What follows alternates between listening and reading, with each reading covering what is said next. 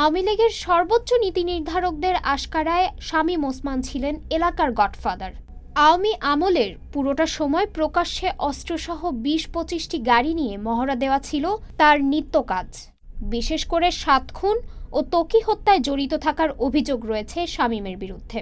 তার অঙ্গুলি হেলনে চলত দরপত্রবাজি, চাঁদাবাজি, দখলবাজি, রাজনীতিবিদ ঘায়েল।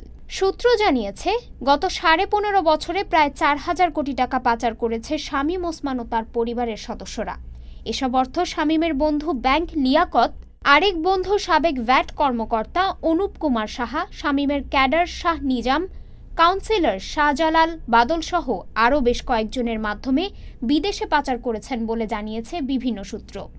নারায়ণগঞ্জ নাগরিক কমিটির সিনিয়র সহসভাপতি এবং সন্ত্রাস নির্মূল ত্বকী মঞ্চের আহ্বায়ক রফিউর রাব্বি বলেন, ওসমান পরিবারের সদস্যরা হত্যা, চাঁদাবাজি, ভূমিদস্যুতা সহ এমন কোনো অপরাধ নেই যা করেননি।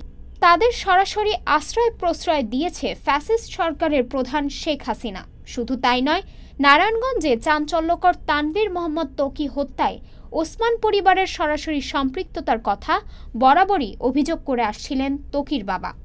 এছাড়াও শামীম প্রভাব খাটিয়ে নারায়ণগঞ্জে রাজুকের ৭৬% জমি বেচে দিয়ে হাতিয়ে নেন প্রায় ৭৫ কোটি টাকা। নানা কুকীর্তিতে শামীম ছিলেন ১০-এ ১০। তার বিতর্কিত কর্মকাণ্ডের কারণে খেলা হবে বলেও খেলা ফেলে তিনবার দেশ ছেড়ে পালিয়ে যান তিনি।